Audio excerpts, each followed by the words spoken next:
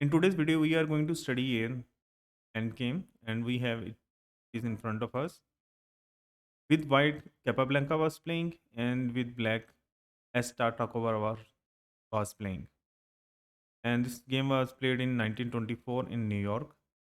And we have this endgame position. So I want you people to pause the video and think that how white should continue over here in this position. Remember, the point is that this rook is controlling the seventh rank. The point is this. At present, white's rook is out of the game. I want people to think that how you can bring this rook into the game.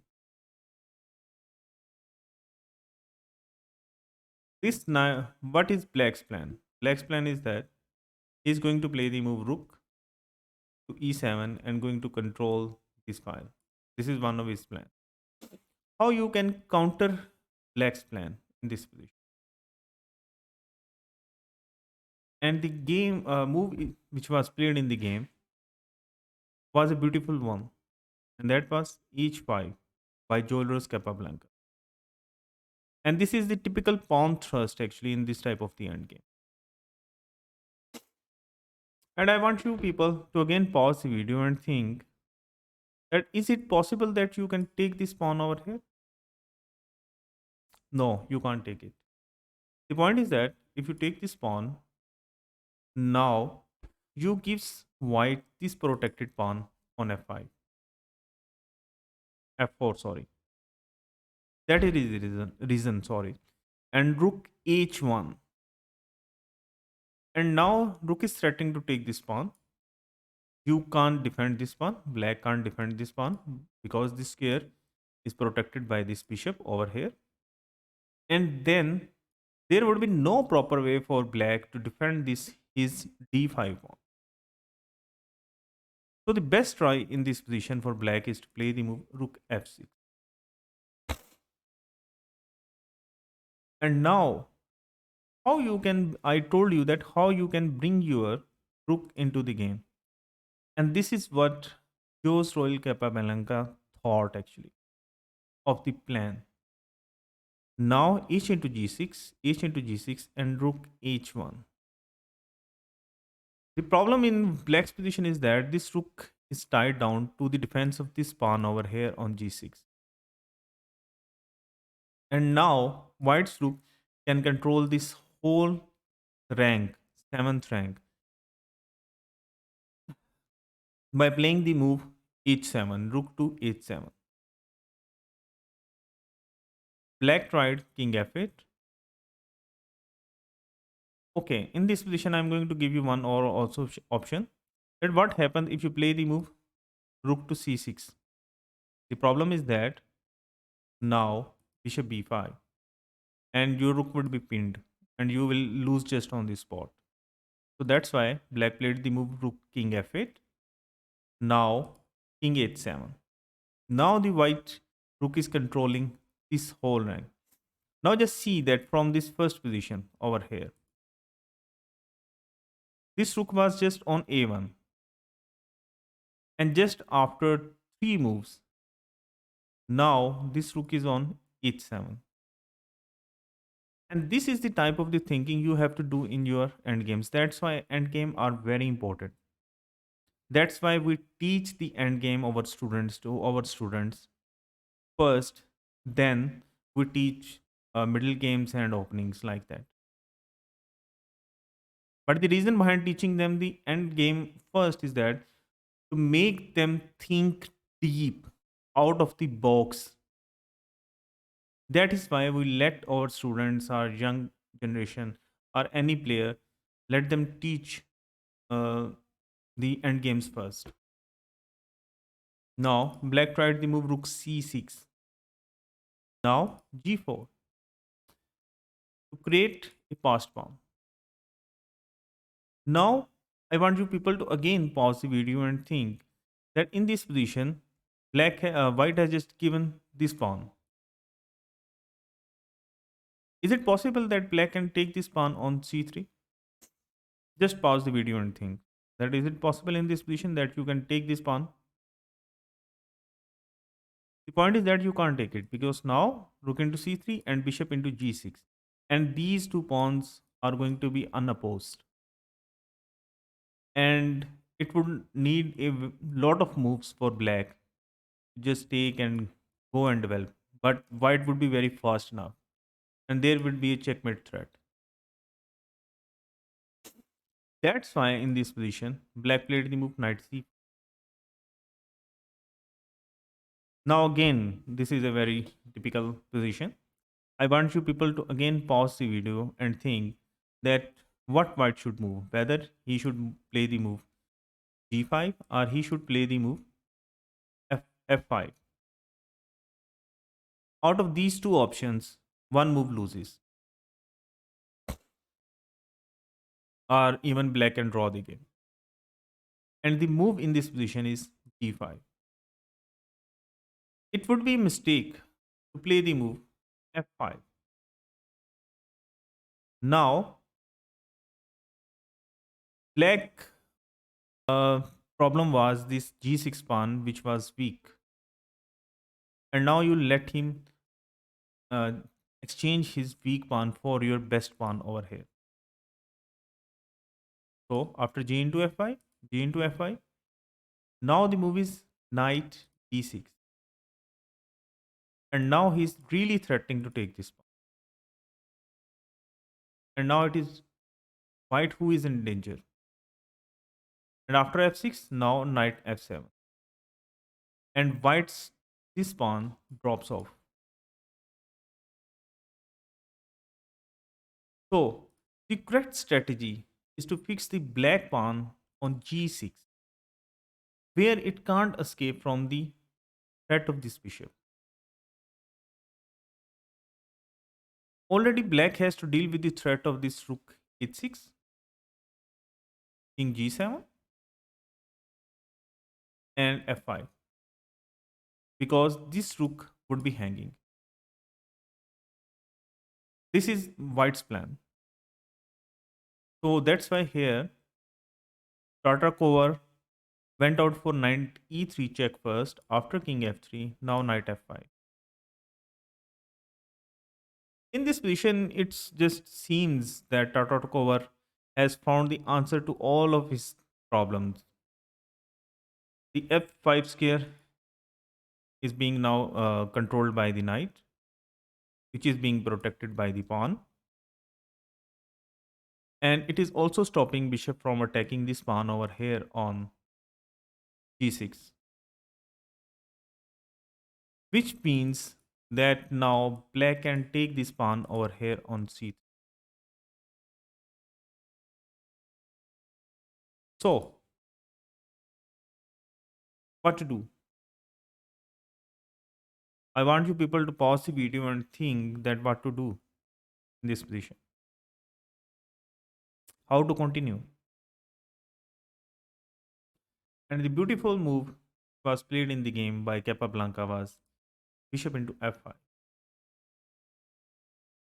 The point of this bishop into f5 was that now Capablanca thought that he has complete control of the 7th rank. And after this pawn takes the bishop, this king can move forward, this pawn can move forward, and black would be slow enough to defend all of these pawns, whether here. And that was the plan. That's why Capablanca took the knight out with the bishop. Now g into f5, and now going for this side of the board, king g3. And now it would be black is threatening to take this pawn on c3. But now white is threatening to whether push his pawn, and second is going for the some types of checkmate threats even. So rook into c3 check, king h4, going with the plan. Now rook f3, going for this pawn. And now I want you people to again pause the video and think that black is hitting this pawn. After that, he is going to hit this pawn over here. Now it is wise enough to take this pawn for white. I'm going to give you two options: rook into c7 and the g6 move. Which move you would prefer? And the point is that you're going to play the move g6 because black was threatening to take these two pawns, and then his pawns would be fast enough if you take this pawn. So that's why white just gave up two of his pawns and agreeing to give up his third pawn by just bringing the king to the king side of the black and creating checkmate threats and just pushing the threat of this g7. So rook into f4 check, king g5 and rook e4. I want you people to pause the video and think that what happens if black takes this pawn. This is a free pawn. But Tata Talkover does not take it. The black does not take it. He just played the move rook to e4. I'm just saying that what happens if black takes it. The point is that if rook into d4, now king f6. And after king g8, because if king e8, now g7. So that's why king g8. Now rook d7. And now white is threatening mate. That's why black can't take this pawn over here. So that's why black played the move rook e4. Now king f6, king g8, rook g7 check first. Now king h8. Now rook into c7. Now black can, white can just grab out all of the pawns, and white is threatening this pawn. Check. After this check, white queens. So rook e8 was played as white was threatening mate in just one move. Now king into f5. Again rook e8. Now king f6. Again threatening mate over here. And white gives a check. Now king e5. Now going for these pawns. Now you see that how white played the game just with one h5 move and taking control of this whole 7th rank by the rook. White is winning. A desperate try rook g4. Now g7 check first. King g8. I want you people to pause the video and think that what happens. This is a very simple. That what happens if black takes this pawn. Then white just wins easily. The point is that rook into g7, rook into g7, king into g7, king d5, king f6. And there are different ways to win over here. King c6. Now king b7. Black has to take with this pawn. You grab both of these pawns and this pawn promotes. So that's why after g7 check, black plays the move king g8. Now rook into a7. And now you see that white is a pawn up. Where c3 pawn was hanging, black took this f4 pawn. But now white is a pawn up. Black tries the move rook g1, now king into d5. And white has gained just 4 pawns. In return of the 2, at that time he sacrificed for his king, where c3 he sacrificed the pawn and f3. f4, sorry. Now rook c1, cutting the path of this king. King d6, rook c2, d5. Sorry. Now rook c1 and rook c7, challenging the rook on the c5. Now rook a1, going after the a pawn. Now king c6. Rook into a4. Now d6. And now this pawn is unstoppable.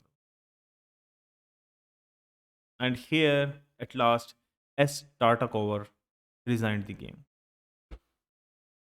So I hope if you see this last position and if you just see this first position where white played the move h5, now you understand that how to continue in these types of positions.